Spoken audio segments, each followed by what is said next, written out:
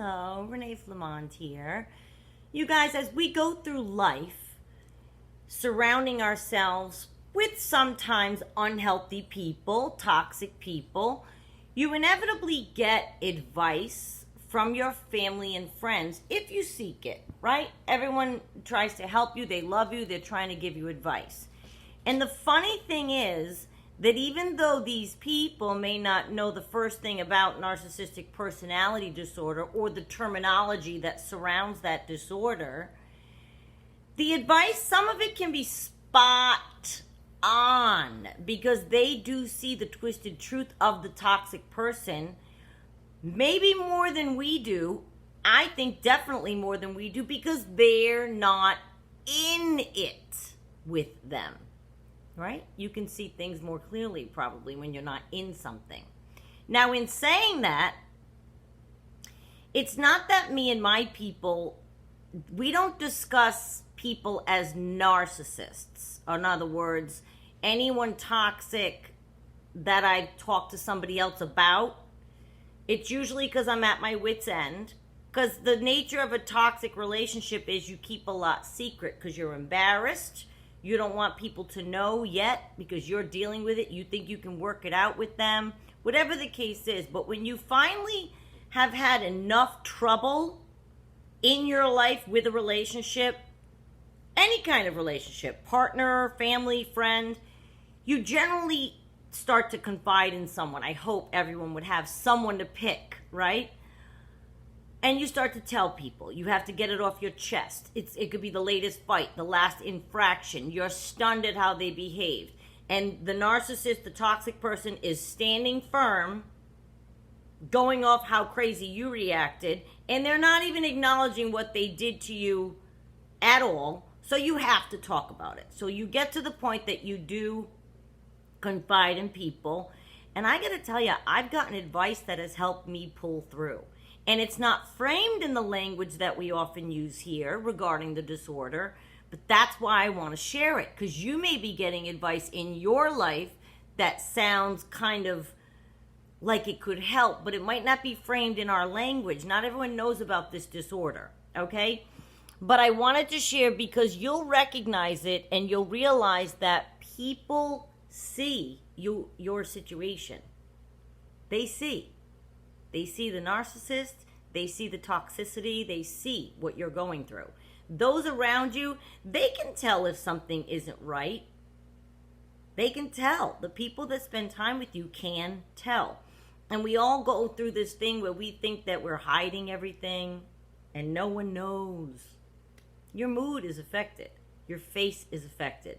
Your walk, your carriage, your posture is affected. How often you go out and meet and greet people, how often you get together, how often you skip a function, how little you get on the phone anymore. They can tell. So they may not confront the narcissist or the toxic person on your behalf, that's not what you want anyway, but they have your back and they want to share things with you to help you, and they want to help you make sense of it. You know, saved me more often than not hearing, for example, the following phrase from someone. They're just not a pleasable person. That's a piece of advice I was told once back in 1998 or 9 about a certain person surrounding the family. And it was said, they are not a pleasable person. That was the whole sentence. And I reveled in it. And I paid attention. And the person was right. Now, this person definitely had a situation where no matter what was done for this person, no matter what was done for them, they were not a pleasable person. That sounds a lot like the narcissist. We've talked a lot about that. We knock ourselves out. We change. We try everything. We do. They're not a pleasable period. There's no but, and, maybe, perhaps. No, they are not a pleasable person. Ever. And the narcissist is not a pleasable person. We talk a lot about that. I'm going to use the pronoun they because it's just easier and you can just put in whatever pronouns you want. But it was said that one time, it was so powerful, it says so much. Somebody recognized this person was not a pleasable person. And we talk about that all the time. There are people on earth who indeed simply are not pleasable. And what a shame. For them more than us is what I took from that. From that moment on, when dealing with this particular person, I didn't knock myself out. Saved me subsequent years. Why are you knocking yourself out for somebody who's not going to be pleased? Think about the whole sentence. They are not a pleasable person. That's their makeup. It's them. Has nothing to do with what you do or what you don't do. And we've talked a billion words on that. Has nothing to do with it. We can move on and please and be pleased. But to be an unpleasable person, can you imagine that torture? Just think about that for a second. With your own life. Because I thought about that. I thought, oh, what a terrible way to be. Oh my God. But the narcissist, I'm sorry, man. The narcissist is definitely someone who's not pleasable. They go through life unsatisfied. No thirst is ever fully quenched. They may get a temporary, high off of this infraction they did behind your back. They may get a temporary rush over gaining new supply in this corner. They may get a certain glee out of devaluing you and making you feel bad about yourself, because we know that they get that. But they're not pleasable people. Those are very short-lived spouts of a rush that they get. That's why they constantly have to seek. They're not pleasable people. Period. Period. It was brilliant. It was brilliant, and it saved me a lot. If you keep that sentence in your mind, then the next time you go to do something for your narcissist, you might stop and go, why would I bother? They're not pleasable. Not maybe pleasable, not kind of no, they're not. Okay? I've also been told another really great bit of advice, one sentence only. I was told about one of the peripheral narcissists in my life. I was told, they're not adding any value to your life, Renee. They're not adding any value, Renee. Renee, don't you see that they're not adding anything to your life? They're just taking from your life. You're not responsible to hang in there. They're not adding anything to your life. That's astonishing to me now, that I would have kept around, and I did, anyone who was not adding value to my life. And so somebody might say, insert here a comment, somebody might say, well, what do you mean? Not everyone can just add value to your life. Maybe people are just in it and they're just nice people and they're just, okay, we're not talking about those people. I'm not saying I have to get something or gain something from every single person in my life. It's not about that kind of value. But if them as a person is taking from me, exhausting me, making me angry, making me insane, that's not adding value.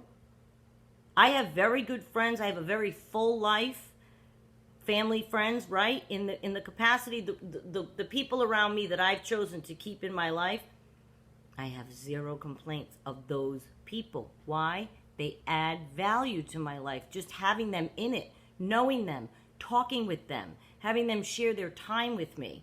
They add value. They're good in here. We have fruitful conversations. You know what I mean?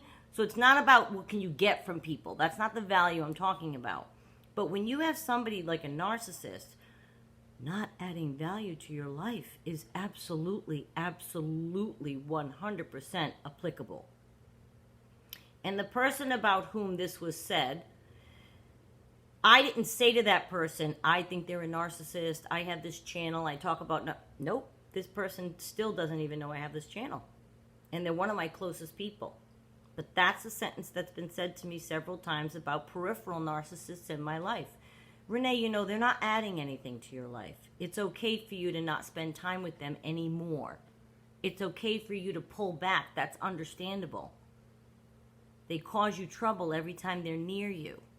This is all about the narcissist without even this person knowing anything about narcissistic personality disorder. But they can see the truth of the toxic person that's near us. They see it. I want you to start listening when you hear little nuggets of wisdom like this, because these people see more clearly than we do because they're not in it. I've also been told this, and this was a tough one, because I kept saying, I just want to understand why. Now, this was all for many years. Now I understand disorders and dysfunction more, but I just want to understand why. I just want to talk. I just want to figure it out. I just want to talk. And I was told, Renee, they will never, ever, ever sit you down and say, I am so sorry, Renee, to have hurt your feelings. I am wrong. I did do that. Yes, I admit it. And I am so sorry. It was wrong of me. It'll never happen again. And this person went on to say, you have to move on from thinking that's going to happen, Renee.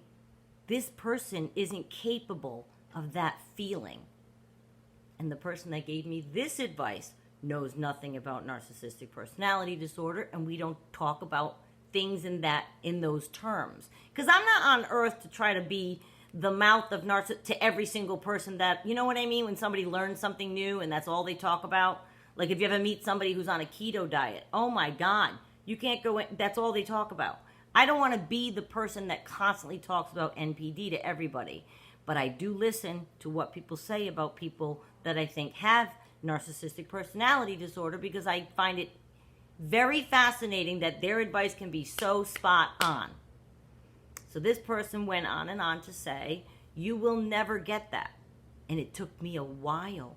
So I was like, I don't understand. What do you mean? Everyone must see the truth about themselves eventually. I just want to talk to them and let them know how they're behaving. And don't they see? Renee, you will never, ever, ever get what you seek with this person. They will never sit down and say, grab you by the hand and say, I'm so sorry I did. You have to forget that. You will never get that. Isn't that something? If that doesn't speak about a narcissist, and they don't even realize what they're saying, but they can see the truth of the toxic person and know right out, that person's never going to admit what they did, and they're never going to say they're sorry. And they're never going to stop causing you pain and trouble. That was another part of that conversation. And I found that to be so helpful when it comes to a narcissist. It's the exact same thing. It'll never happen. You have to move on, is what I was told. Now, I like all of this advice, and you may have received some as well from people who don't necessarily know narcissistic personality disorder, but that has helped you without even them realizing it. They gave you a nugget that helped you. Share it with us. I want to know. But I like all this advice because it's spot on accurate, it's honest, and it helped me. All of it did. But if you're not one to be ready to hear it, and from your people you're hearing things that are similar, you may have a knee-jerk reaction to defend yourself or defend the toxic person. Right? To defend the toxic person. If you're not yet ready to cut ties or stop the efforts or stop your trying, because you still think, no, I really want them to come through and tell me they're sorry. I just think that if I really keep on them, they've got to see the truth about themselves. They have to see. That's where I was stuck for a long time. Long time. Some of you have been with your narcissistic partners for decades. Well, we've all had, I think maybe, I know I have, I've had peripheral narcissists for decades. So I wasn't with the partner for decades, but I definitely hung in there for decades thinking, no, they've got to have good in them. They've got to see. They can't not see. What do you mean they don't see? I see my faults. What do you mean they don't see? They don't see. their faults. They don't. They don't. And you know, I want you to try to resist your knee-jerk reaction to defend the person or yourself. Don't. Just listen. Take it in. Just take in what somebody is telling you. If somebody is coming to you, and it might even be unsolicited advice, maybe you didn't even confide in someone. Someone might pull you aside and say, you know, I happen to notice this, this, and this. You want to talk about it? Well, if I could just put my 2 cents in, I just want to say, you know, and they might come up with something like a nugget that I just said. Just listen to them because they know. They can see. They really can. They're not being love bombed by your narcissist, be it partner or peripheral narcissist, family, friend, business partner. There's love bombing involved with a narcissist no matter what role they play. You know what I mean? You could have somebody, a friend, family member, or business partner. The love bombing might come in a way that they compliment you. Oh, you've always been like just the smartest person I know. You've always been the most capable. Well, you know, you are the best friend I've ever had. You are like my soul person. They can love bomb you. All the complimentary, flowery language, and then boom, they turn around and you think, oh my God, they're a toxic person. It can happen no matter what role they play. But the person giving you the unsolicited advice or solicited advice, they're not being love bombed. So they can see the truth of the person. I just want you to listen and try not to, because I've done it. It was a knee-jerk, well, you don't know them, or you don't know, or you don't understand. We have a relationship. I'm going to give it another shot. I'm going to give it more time. Shh. I wish I told myself, shh. Just listen. They're not a pleasable person. They don't add value to your life. They're never going to sit down and say, I'm sorry, you're right. Thank you for letting me see the light, Renee. Thank you for pointing out the error of my ways. Somebody's been living a certain way forever, for decades, for all their life. They're a bruised, toxic person. There's nothing you're going to tell them that's going to snap them out of it. Nothing. And many times we know they're pointing out the truth. They, meaning a person giving us advice. We know they're pointing out the truth. I knew. Of course I knew. I embrace things I'm told, and I find I gain strength from the people in my life who continually remind me that I am in fact not nuts. So I embrace those things that I'm told from those people. If it's leading me to know I'm not nuts, they're not a pleasable person. If I'm being told they're never going to do that, Renee, that means somebody else sees them too. I'm not losing my mind. Allow yourself to gain strength from those people. They're concurring, they're agreeing with you. Even if you're not ready to accept it and act on it, I like to be around people that continually remind me I'm not nuts. That there is something gravely wrong with the other person. That the other person, there's something off, not right. They're lacking. I like to hear that because it lets us know we're not crazy, because that's oftentimes where you land when you're with a narcissist, right? And they're often shocked too at the things that happen that you tell them. So I feel better if they're shocked because they're shocked with me. Like you're shocked at the toxic person's behavior, the narcissist's behavior. You tell someone, they're often shocked also. Kind of look at that. Don't get defensive. Well, he didn't really mean it, because that can happen. We're shocked. We tell someone they're shocked. And then we get to, well, you know, they didn't mean it, or they didn't really, he said he was sorry, whatever. I feel better when someone is shocked with me, because it shows you're looking at another person's reaction so that you know, yes, this behavior is deplorable and it's worthy of shocking someone. Listen more than don't listen, I guess, is the bottom line of this video. It could help you balance at least. If you have people around you and you're seeking advice, or it's getting so bad that somebody's coming to you and offering you unsolicited advice, you want to listen more than you don't listen. That's all I wanted to say. I really thank you for watching. I'm loving our channel. It's keeps going along. We're going up one by one. And I thank you so much for commenting and getting involved. We have new people. I see older people that have been here, sharing and helping newer people. Please, thank you so much for that. And please keep going. Hit sub, like, and share. And I will see you next time.